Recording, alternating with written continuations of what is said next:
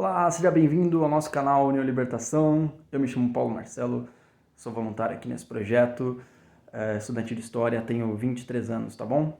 Algumas pessoas aí já me conhecem, né, as pessoas que vão ver esse vídeo, e eu fico muito contente se vocês já puderem dar o seu like, compartilhar o vídeo, compartilhar com alguém que você gosta, né? Lembrando que esse canal aqui é uma comunidade, a proposta desse canal não é ser uma coisa fechada, mas uma coisa aberta para discussões sempre, tá bom? O nosso último vídeo foi sobre Napoleão, vocês podem acompanhar, tá? Então tá no nosso canal aqui. E a gente tem focado em fazer esses vídeos de biografia, né? Que o pessoal tá gostando bastante. E uma das coisas que ajuda muito a gente são as indicações que vocês deixam. Então gostaria de pedir logo para vocês deixarem aí no comentário se vocês têm alguma biografia, algum personagem que vocês gostariam que a gente falasse sobre, ou que a gente fizesse uma crítica, um review sobre o livro. Deixa aí nos comentários. Também compartilha com um amigo seu que gostaria de ouvir falar sobre esses personagens históricos. Hoje a gente vai falar sobre um personagem absolutamente interessante que simplesmente mudou o globo terrestre, simplesmente isso. Não é pouca coisa não, ele unificou toda uma região e criou uma religião. Então ele fez essas duas coisas, né?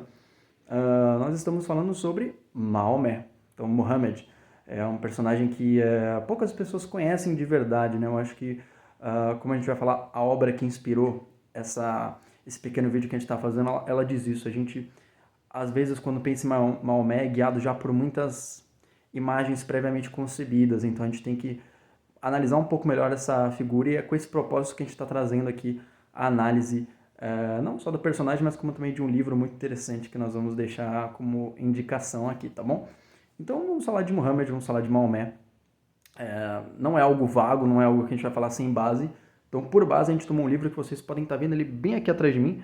Eu sempre deixo, sempre deixo o livro aqui atrás, que quem já está esperto já nota, né? Então, eu vou pegar o livro para a gente dar uma olhada em qual livro que é, quem que escreveu esse livro, afinal, vamos lá. E aqui está, é esse belíssimo livro com a edição da Companhia das Letras, né, sobre Maomé, uma biografia do profeta. Tá? Então, nós vamos comentar, sim, aspectos biográficos do Maomé, vamos comentar pontos da vida dele, a importância dele, mas um pouco sobre o ponto de vista dessa obra, ao mesmo tempo que a gente vai fazer uma crítica também à obra, não é simplesmente falar dela, como foi a outra do Napoleão. Nessa aqui a gente vai dar umas pontadas, vai apontar algumas coisas aqui no meio da nossa discussão, tá bom? Mas, bom, para quem não conhece, vamos falar um pouco sobre a Karen Armstrong, né? Porque nem todo mundo é obrigado a conhecer, tá? Bom, a Karen Armstrong, ela é uma escritora inglesa, especialista em religiões. As principais religiões das quais ela fala ou escreve são o cristianismo, né? Islamismo e judaísmo. Então são as três principais e é justamente as três principais nas quais a gente pode dizer que ela é especialista. Ela já escreveu muito sobre essas três religiões, tá bom? Tudo bem que eu conheço alguns livros dela onde ela fala um pouco sobre budismo, sobre Confúcio, sobre algumas outras religiões orientais. Então isso não significa que por ela ser mais especialista nessas três, que ela não conhece as outras. Ela conhece uma penca assim, de religiões, ela é uma grande estudiosa do assunto, tá? Então quem foi Karen Armstrong? Bom, a Karen Armstrong, ela é uma ex-freira, assim se podemos dizer, né? Ela, com 16 anos, entrou num convento, que eu não vou me lembrar o nome agora, mas ela entrou com cerca de 16 anos, entrou bem novinha lá, mais ou menos pela época da década de 60, e ela foi autorizada pelo superior dela a estudar literatura inglesa em Oxford. Depois de um tempo ela acabou deixando o convento onde ela estava, mas acabou se especializando nesses assuntos de religião. Inclusive tinha escrito um livro sobre a experiência dela como freira e tal, que foi um best-seller na época. E o caminho natural da vida dela foi se tornando, assim, no sentido de estudar religiões. Ela foi acabando falando sobre esses assuntos, se aprofundou, se especializou e se tornou uma pessoa de grande referência na área, podemos dizer assim, tá? Então já é altamente indicável prestar atenção no que ela fala só pelo gabarito dela, a vivência dela, e ela tem um conhecimento bem bacana, especialmente sobre essas religiões orientais. É bem interessante dar uma olhada, tá? Vamos lá. Então por que Karen Armstrong decidiu escrever um livro sobre Maomé? Você pode estar se perguntando, né? Uma ex-freira escrever sobre Maomé. Ainda mais sendo inglesa, né? Parece que os europeus, assim, no Ocidente, estão tão pouco preocupados com esse assunto, né? Então por que se escreveria uma obra sobre isso?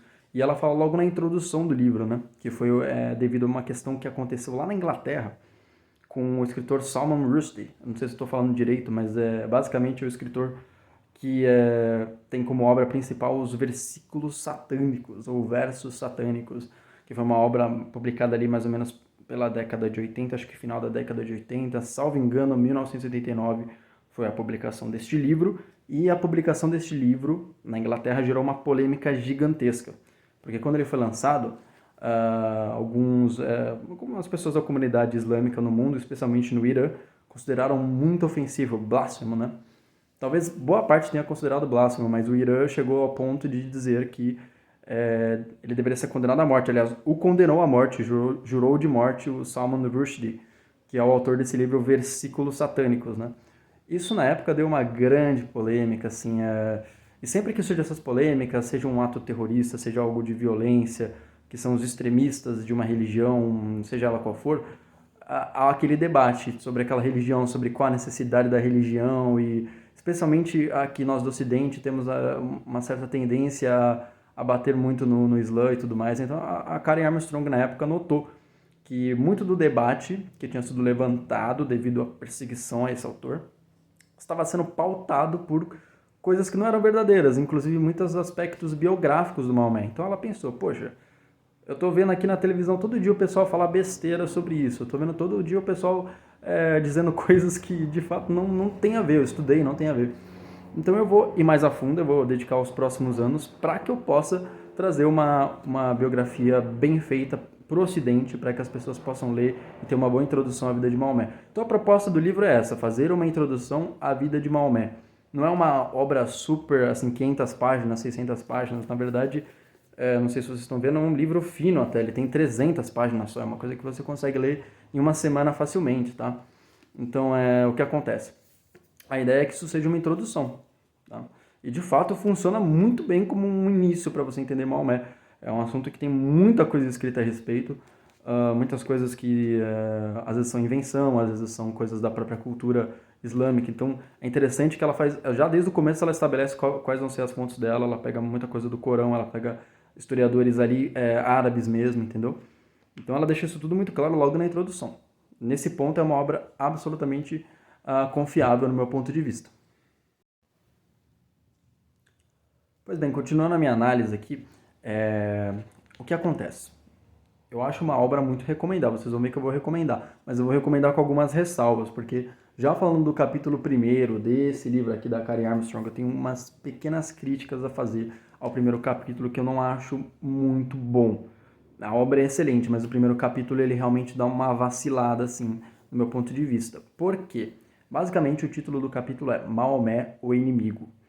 E pode parecer um pouco estranho, mas ela justamente vai abordar essa coisa de que o Ocidente trata Maomé como inimigo desde muito tempo, desde séculos. Então, quase desde que surgiu Maomé, já surgiu muita calúnia a respeito, tá? Então, o argumento desse capítulo é justamente isso. Olha, a gente tem um histórico já cultural aqui no Ocidente de não considerar quem Maomé verdadeiramente é, mas já vê-lo automaticamente como inimigo, inclusive tomando mentiras como referência para fazer esse julgamento. Esse é o argumento. Até aí, acho ótimo, perfeito. O problema são duas coisas que eu vou colocar aqui. Ela escreve muito bem, ela é uma excelente autora. Eu só gostaria de realmente elogiar porque eu acho ela incrível antes de fazer essa crítica, tá? Então ela é muito boa. Agora, um ponto que eu acho que ela dá uma pequena vacilada, que parece que ela mostra um pouco de ressentimento, não sei se pelo passado dela de freira, enfim, não sei explicar o que causou isso, mas ela analisa com um pouco de anacronismo, porque ela vai tentar fazer umas comparações assim entre catolicismo, islamismo, etc. E ela tenta puxar algumas coisas para mostrar uma certa hipocrisia do catolicismo e tal, quando na verdade, por exemplo, ela pega um exemplo, só para citar, o São Luís IX de França, né, que é o rei santo da França.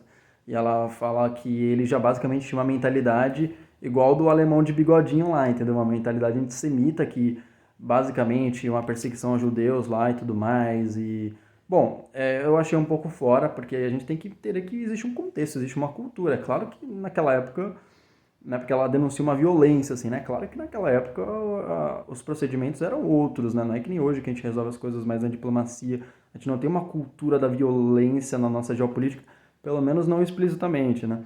Mas ela julga como se fosse, assim, o Luiz IX um hipócrita e tal. Quando, na verdade, não existe rei, não existe governante que escapa no critério, se a gente for analisar, assim, quem não agiu com violência, quem não teve que fazer guerra e matar gente naquela época, né? Óbvio que para os nossos olhos é horrível, a gente sente um estranhamento, mas você não pode analisar o passado com a medida moral que você tem hoje, né? Com os seus óculos culturais, digamos assim, né? Então não posso olhar para o passado e falar, não, isso aqui tá certo, isso aqui tá errado, e com uma certa superioridade moral, sabe? Isso se chama anacronismo. Eu também acho que quando ela vai comentar um pouco sobre Jesus, ela tenta argumentar que Jesus também era um cara que pregava violência, assim, e tal. E fica meio ruim, porque ela basicamente só consegue citar dois exemplos que são bem ruins, que é quando Jesus diz que ele veio trazer a espada, e tem, óbvio, um outro significado, isso não tem nada a ver com guerra. E depois quando ele expulsa o pessoal do templo. Mas ali também é uma outra ocasião, não tem nada a ver com como se ele estivesse liderando exércitos e fazendo chacinas e tal, não tem nada a ver. E mesmo se fosse para analisar desse ponto de vista, a gente também estaria caindo em anacronismo. Então, eu realmente tenho algumas críticas a esse capítulo. E como ela especialmente critica muito o período das cruzadas, ali século XIII, XII, XI, X, ela tem umas pinceladas, umas críticas assim, eu sugiro para vocês assistirem especialmente um filme incrível, que eu acho que já vale todo esse vídeo, se você pegar e assistir esse filme, que é El Cid, El Cid, tá bom? Eu vou deixar nos comentários, dá para você achar facilmente esse filme por aí, ele é um filme já antigo, mas é um filme excelente, contextualiza bem a relação entre cristianismo e islã na época das cruzadas. Eu acho que é um filme que, por mais que seja ficcional, como todo filme, ele dá uns aspectos, umas visões bem interessantes, tá? Bom, então voltando aqui, pessoal, a gente vai comentar agora os aspectos do livro dela, né? Vamos pegar especialmente como ela explica a vida do Maomé, e essa é a parte que eu acho incrível do livro, porque ela desfaz realmente várias imagens que a gente tem do Maomé. A primeira coisa que eu, pelo menos, eu achava que o Maomé era um cara rico, assim, porque ele empreendeu uma missão que foi muito grandiosa, e a minha surpresa foi que a autora diz que não só o Maomé não era rico, como ele era de uns clãs dos mais baixos que tinham na época. Então isso me surpreendeu bastante. Ele não tinha muitos recursos, né? Quando o pai dele faleceu, o Abdallah deixou para ele apenas 5 camelos e uma escrava. Então ele não tinha realmente muito recurso, tá? Depois a própria mãe do Maomé veio a falecer. Então, por mais que a autora diga que nós não temos muitos relatos do Maomé quando ele era criança, todos os indícios e a tradição nos diz que ele era uma pessoa pobre, ele não era rico. E o que comprova isso era o clã que ele participava, né? Então era um dos clãs de classe baixa, digamos, tá? Não à toa o Maomé teve muitas dificuldades nas primeiras décadas aí de vida dele, nas 2 primeiras décadas, né? Incluindo a dificuldade para encontrar uma esposa, por exemplo, né? Depois, quando ele se une a Khadija, que foi a primeira esposa dele, um grande amor para ele, muito importante, segundo o que a Carmen Armstrong diz, aí sim ele consegue se casar. Ela era uma viúva e tal, né? Então, se realiza o casamento, ela tem uma condição financeira melhor, aí que ele começa a se estabilizar um pouco. Mas ela já quebra essa visão, fala, olha, o Maomé, na verdade, era uma pessoa bem, assim, de condição pobre, vivia uma vida frugal e tudo mais, tá? Bom, basicamente a região onde ele vivia também era uma região que tinha uma tradição de tribo e uma tradição assim, o pessoal até chamava de tempo da ignorância, né? Ou seja, o pessoal morava no deserto, assim, era uma vida nômade há um tempo atrás. Então tinha muitas essas rixas de sangue, né? Você tinha todo tipo de videntes, de pessoal poeta que queria prever as coisas e umas certas superstições. Tinha, morte pra caramba, assim, então o pessoal não conseguia se unir, né? O Maomé, ele pertencia à tribo dos Quraishitas, que foi a tribo que prevaleceu de toda essa briga, mas tinham vários clãs também, né? É uma tribo só, Quraishitas, e vários clãs, e como eu já disse, o Maomé pertencia a um dos clãs mais baixos. Futuramente ele só estabilizou quando ele casou com a Khadija, tá? Que já era mais velha que ele, viúva e tal. E também por conta do patrocínio do tio dele, que era o Abu Talib, que foi muito importante. Ele não se converteu ao Islã, ele era inclusive um pouco contra, ele queria ficar com a religião antiga ainda, que tinha ali na época, que era uma espécie de politeísmo, umas coisas meio misturadas assim e tal. Uma coisa meio... Tinha politeísmo, vários deuses, eu quero dizer, né? E ele preferiu continuar nessa religião, não se converteu, mas foi um grande protetor de Maomé. Tanto é que existe um tempo, né, depois quando Maomé começa a ter as visões, isso é muito interessante como a autora relata isso também, como isso acontece, já mostrando que o Maomé era uma pessoa de oração, ele gostava de ficar recluso, seja numa caverna, seja para ir para Kaaba, que era um cubo, uma espécie de cubo que tinha ali em Meca, né? Onde o pessoal fazia alguns movimentos e rezavam, e era uma coisa assim, já de muito tempo. Aquilo lá representava, de certa forma, a religião antiga, tá?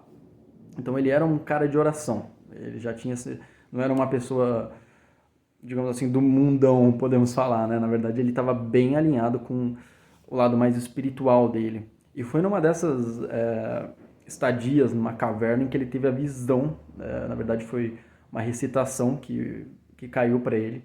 Ele até se queixou porque ele falou que era iletrado, ele era analfabeto, não conseguiria recitar, mas aí sentiu que estava sendo esmagado, assim, sabe? E recitou uma das turas, né, capítulos do Alcorão.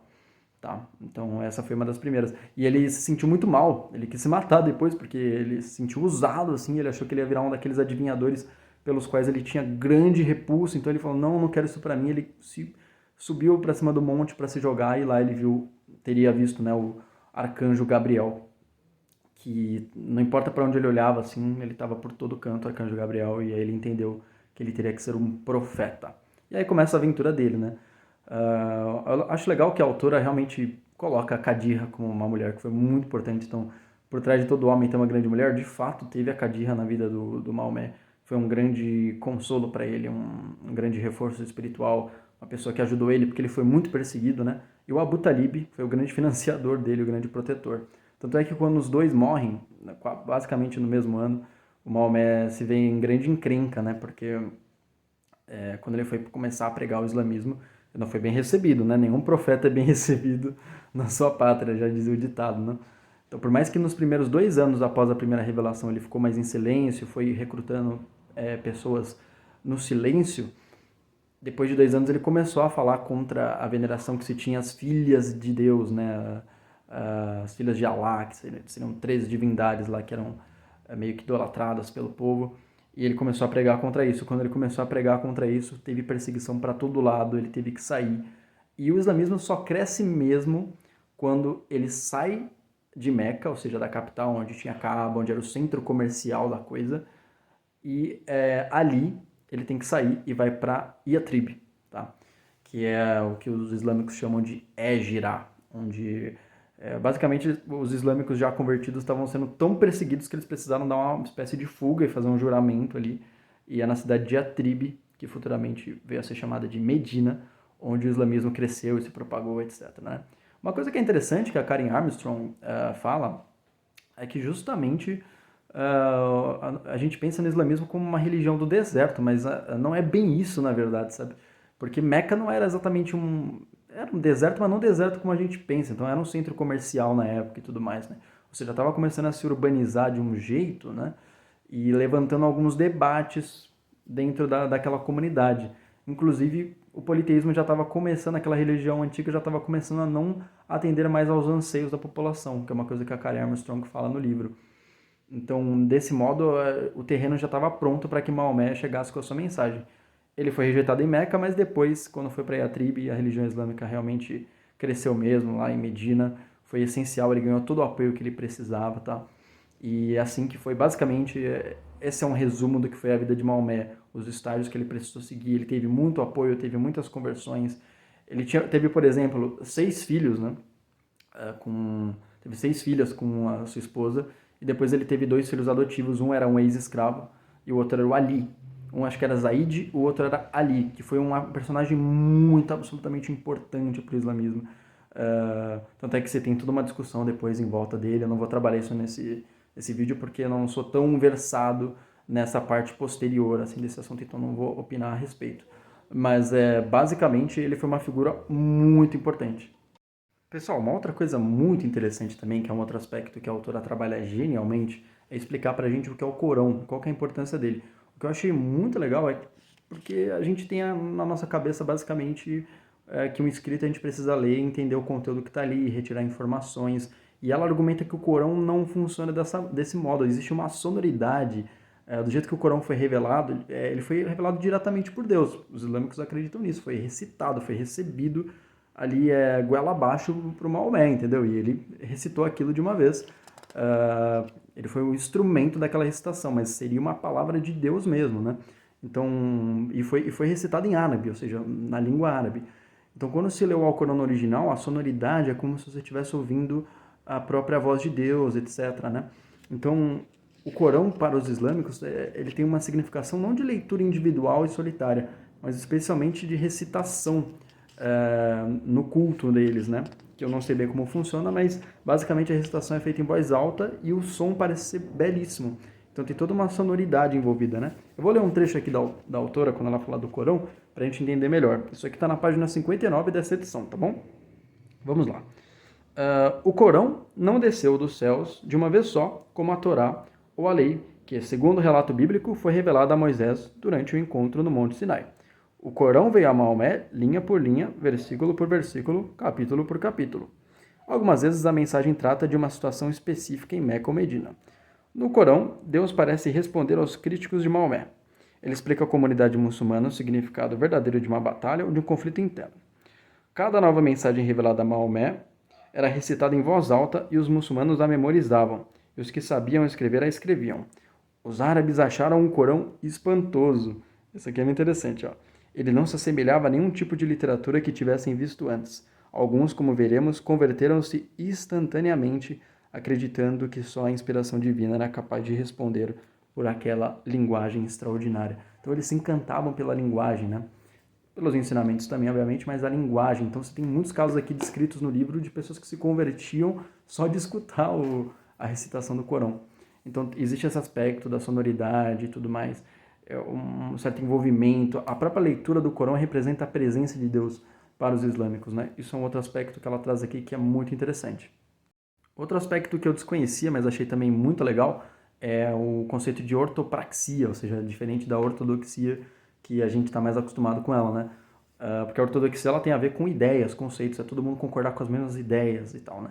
O Islã tem a ortopraxia, ou seja, eles são ortodoxos, digamos, mas na prática, ou seja, todo mundo tem que conservar as mesmas práticas, seja oração, seja esmola, seja peregrinação, e isso importa mais para eles do que uma doutrina mesmo, né? Tanto é que eu sei que tem questões que eles discutem ou até evitam discutir para não gerar divisões e tal, né? Então isso é muito interessante.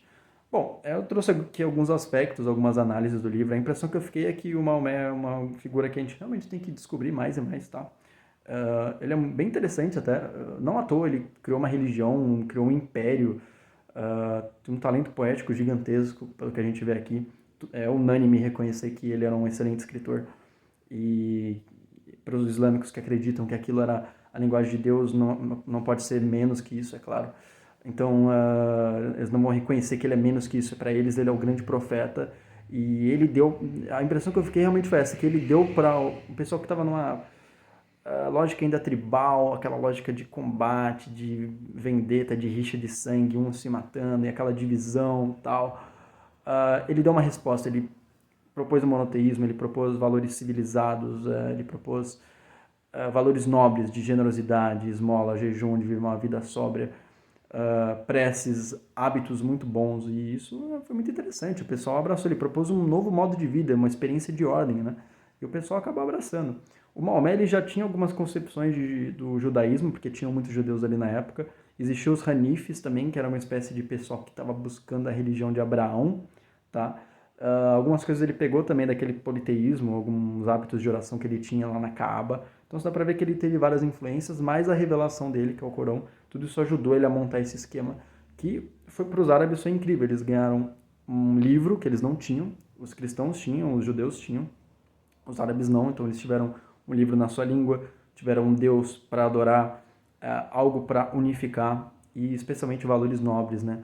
Conseguiram ser generosos, se reconciliar e se unir num ideal. Então, nesse sentido, Maomé deu muito a eles. E não à toa ele é reverenciado como o maior dos profetas no Corão, tá? Então, basicamente, essa seria a análise. Eu recomendo sim a leitura. Faço a ressalva para o primeiro capítulo, que eu acho que tem alguns anacronismos, mas não tira a genialidade da autora. A Karen Armstrong realmente é uma excelente escritora. E seria essa a nossa análise. Novamente, a gente agradece a sua atenção se você chegou até aqui. Então, faça anotações, coloque o que você quiser nos comentários, indicações de leitura. Se você achou que fica faltando alguma coisa no vídeo, pode colocar alguma curiosidade, alguma correção, se de repente eu disse algo errado, alguma sugestão, fiquem à vontade. Isso aqui é uma comunidade, somos amigos E eu vou ficar muito feliz com a sugestão de vocês. E se vocês deram um like também, compartilharem, seguir as nossas redes aí, fica muito melhor. Quem quiser também, nos apoie. Pode entrar lá no Apoia-se União Libertação, dá para você contribuir com algum valor para o nosso projeto, tá bom? Então, pessoal, foi isso. Até a próxima. Eu espero que vocês acompanhem os próximos vídeos. Eu vou estar esperando aí por vocês, tá bom? Até mais!